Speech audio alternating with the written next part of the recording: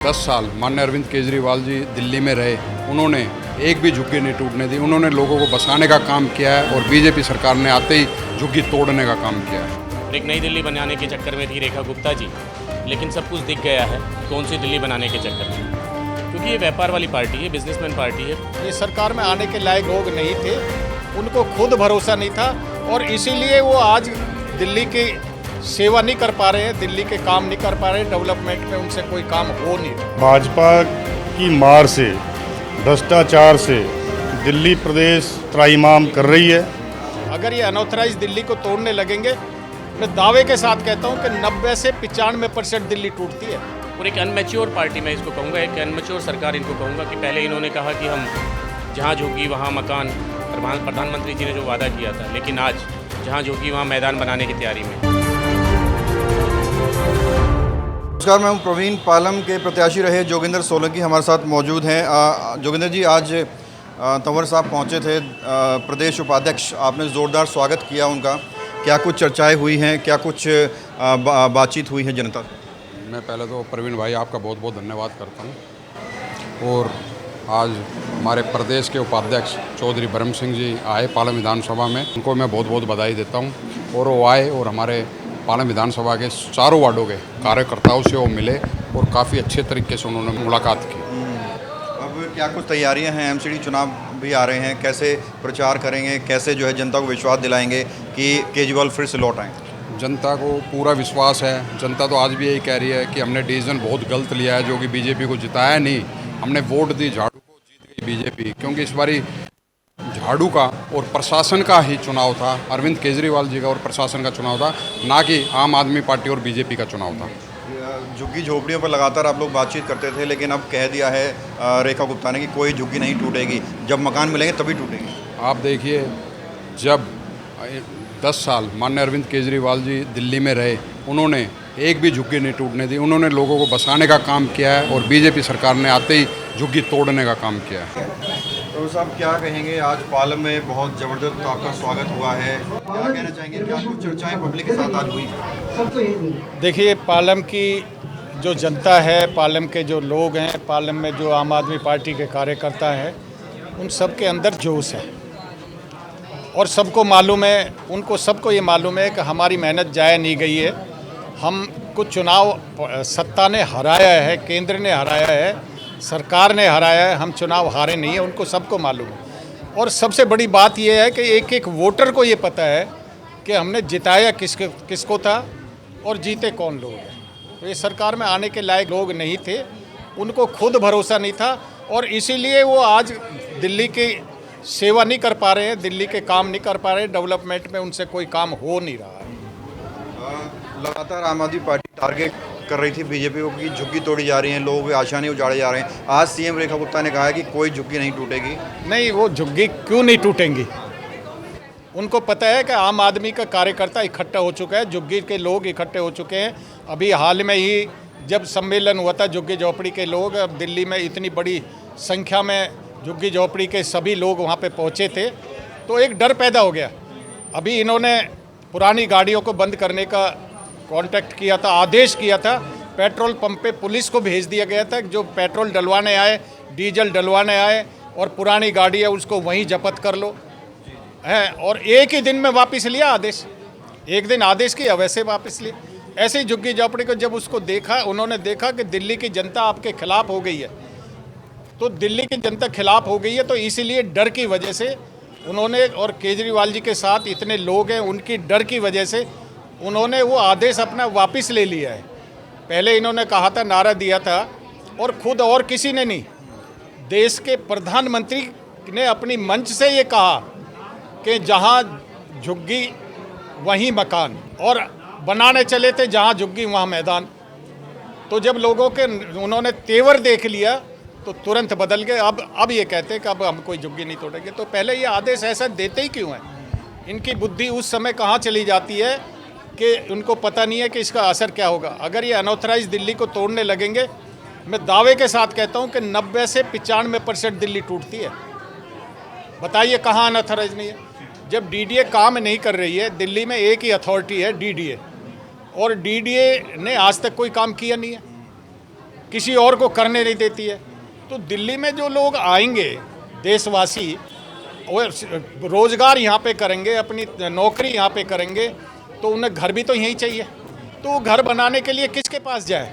मजबूरी में कहीं ना कहीं अपनी छत बनाते हैं कहीं ना कहीं, और बना करके वो रहना पसंद करते हैं। तो वो इलीगली बनेगी और कैसे बनेगी? एक और सवाल, अब चुनाव एमसीडी के भी नज़दीक हैं, कैसे तैयारियां चल रही हैं, कैसे जो है पूरी रणनीति तैयार हो? नहीं, तैयारी पूरी है। आम आदमी का कार्यकर्ता जितना भी है वो सब कमर कसे बैठा है। कुछ उनको गुस्सा भी है क्योंकि उनके साथ विश्वासघात हुआ था, चुनाव को हराया गया था, उनको वो भी गुस्सा है। और ये बाई इलेक्शन भी हम सब जीतेंगे। जितनी 14 सीटें, 14 की 14 सीटें हमारे पक्ष में आएंगी।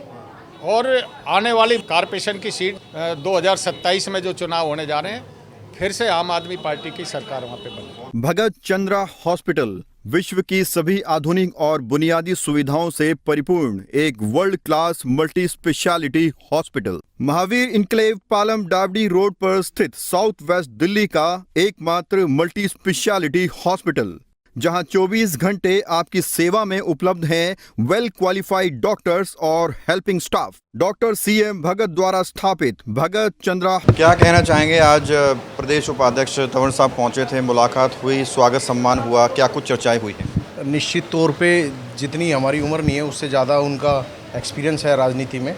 तो मैं ये कहूँगा कि बहुत ही ज़्यादा मनोबल बढ़ा है हमारे कार्यकर्ताओं का।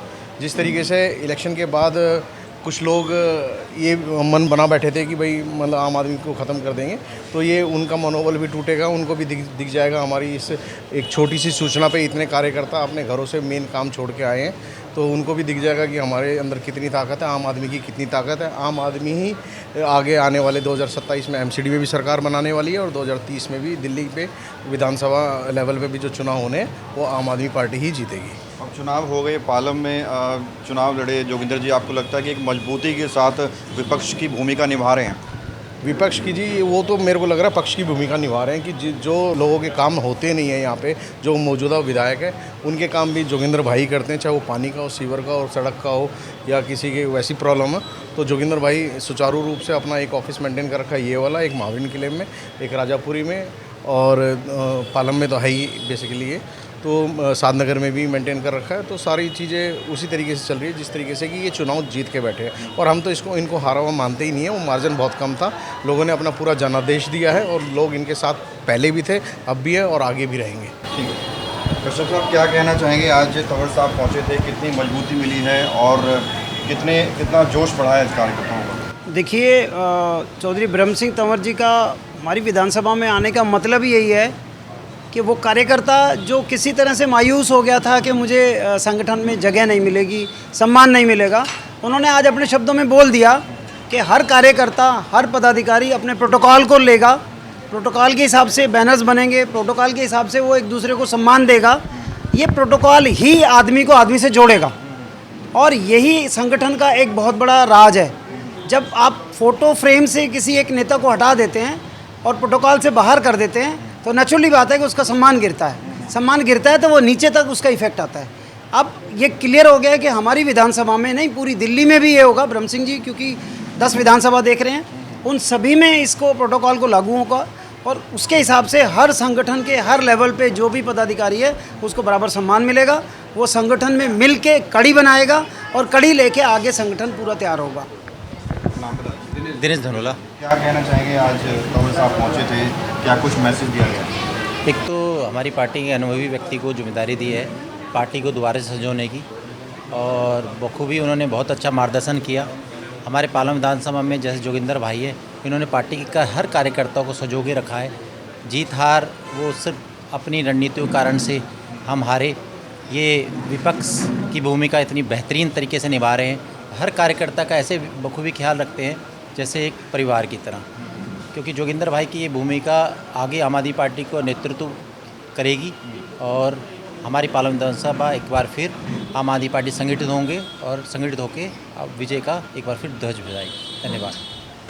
नाम बताइए सर। दीपक कुमार शर्मा। दीपक जी क्या कहेंगे? आज आप भी कार्यक्रम में मौजूद थे, क्या कुछ संदेश दिया गया है? ये संदेश बहुत साफ है। दिल्ली की जनता जिस प्रकार से आम आदमी पार्टी के साथ खड़ी है, ये संदेश बहुत साफ है कि आज भाजपा की मार से, भ्रष्टाचार से दिल्ली प्रदेश त्राहिमाम कर रही है और ये कहीं ना कहीं मुक्ति मांग रही है कि जिस लेवल पे ये भ्रष्टाचार चला गया। जैसे एक एग्जांपल मैं दे दूं, अगर आपने रिसेंटली जस्टिस काटजू को सुना हो, 40,000 करोड़ रुपए का एक तरफा अनुदान राशि मैं कहूँगा, लोन बांटना, लोगों के पैसे अय्याशी करना एक फैमिली, अडानी फैमिली को, और ये जग जा ही रही है, छुपा हुआ नहीं है। तो ऐसे कई मामले हैं जो दबे हुए हैं। जनता त्रस्त है। भाजपा के लोगों को, इनके बड़े बड़े लीडर्स को आम आदमी की कोई फिक्र नहीं है। वो क्या समस्या से आज जूझ रहे हैं, चाहे वो बेरोजगारी है, चाहे महंगाई है, शिक्षा है, कहीं मुझे कोई ऐसी बात नहीं दिखाई देती है, ऐसा कोई मतलब कार्यक्रम नहीं दिखाई देता है इनकी तरफ से, कोई जो जनता के पक्ष में है ऐसा कुछ होता है वो कहीं किसी को नहीं दिखाई देता। इससे आज हम लोग त्रस्त हुए। हमारे जोगिंदर भाई ने ये बहुत अच्छा आज कार्यक्रम रखा।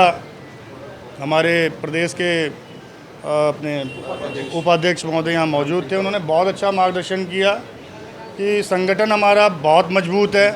जो कमियां हैं वो हम आपस में बैठ के इसी तरह के कार्यक्रमों के माध्यम से एक दूसरे की समझेंगे और इसको और मजबूत बनाएंगे। और अरविंद केजरीवाल की सरकार इस बार पक्की है। वैसे ही सारे बाल मेरे वैसे हो रखे हैं। सुरेंद्र जी, आज प्रदेश उपाध्यक्ष पहुंचे थे, आप भी कार्यक्रम में शामिल थे। क्या कुछ संदेश, क्या कुछ मैसेज दिया गया है और कैसे संगठन अब आगे बढ़ेगा एमसीडी चुनाव की ओर? सर, हमारे नवनिर्वाचित जो उपाध्यक्ष जी हैं ब्रह्म सिंह तंवर जी, तो उनका 50 साल से ज़्यादा राजनीतिक अनुभव है। वो पहले मेरी कॉन्स्टिट्यूंसी में आए थे विजयवासन विधानसभा के अंदर, वहाँ पर कार्यकर्ताओं का मार्गदर्शन के लिए, फिर पालम विधानसभा में कार्यकर्ताओं के मार्गदर्शन के लिए आए थे। और ऑटोमेटिक दिख रहा है कि जो 6 महीने के अंदर भारतीय जनता पार्टी का पूरी दिल्ली के अंदर जो माहौल है, लाइट कट कितने लग रहे हैं, पानी नहीं आ रहा है। अभी आपने देखा था कोई हर साल बारिश होती थी, लेकिन इस बार तो दिल्ली में नाव चल रही थी और एक नई दिल्ली बनाने के चक्कर में थी रेखा गुप्ता जी, लेकिन सब कुछ दिख गया है कि कौन सी दिल्ली बनाने के चक्कर में, क्योंकि ये व्यापार वाली पार्टी है, बिजनेसमैन पार्टी है, कोई समाज सेवी पार्टी नहीं है। और इनको इनका तमगा भी यही है कि आपने लगातार देखा होगा कि अंबानी, अडानी और व्यापारी वर्ग का इनको ध्यान रहता है, किसी गरीब आदमी का नहीं। और एक अनमेच्योर पार्टी, मैं इसको कहूँगा, एक अनमेच्योर सरकार इनको कहूँगा कि पहले इन्होंने कहा कि हम जहाँ झुग्गी वहाँ मकान, प्रधानमंत्री जी ने जो वादा किया था, लेकिन आज जहाँ झुग्गी वहाँ मैदान बनाने की तैयारी में है। आज उस आदेश को वापस ले रहे हैं, क्योंकि 40 लाख जनता रहती है झुग्गियों के अंदर और अरविंद केजरीवाल जी उनके साथ खड़े थे। आपने जंतर मंतर पे धरना दिया था, तो एक मजबूरन के तहत उनको वापस लेना पड़ा। ऐसे ही 10 साल पुरानी गाड़ी है, 15 साल पुरानी गाड़ी है, तो उनको भी जब मनीष सिसोदिया जी आगे आए और उनका सबका साथ दिया, लगभग 60 लाख लोगों के पास वो गाड़ियाँ थी, तो इनको वो भी स्टेप वापस लेना पड़ा। तो उससे यही दर्शाता है अनमेच्योरिटी है, ये काम करने के लिए नहीं, ये दिल्ली की जनता को परेशान करने के लिए और लूटने के लिए आए। आम आदमी पार्टी की विचारधारा को सपोर्ट करते हैं और बड़ी मजबूती के साथ जोगिंदर सोलंकी अपने संगठन के साथ यहाँ विपक्ष की भूमिका निभाते हुए नजर आ रहे हैं। कैमरा जर्नलिस्ट अभय के साथ प्रवीण, इंडिया टाइम 24। सनातन धर्म का प्रचार प्रसार करना चाहिए। हमारे युवाओं को खास तौर से उसमें जोड़ने की प्रयास है। हम हर संभव प्रयास करते हैं कि कहीं न कहीं कार्यक्रम चले, जैसे भागवत कथा या जिस तरह की भी अपना जो सनातन को बढ़ावा दे, उसमें उन लोगों को बढ़ चढ़ के हिस्सा लेना चाहिए।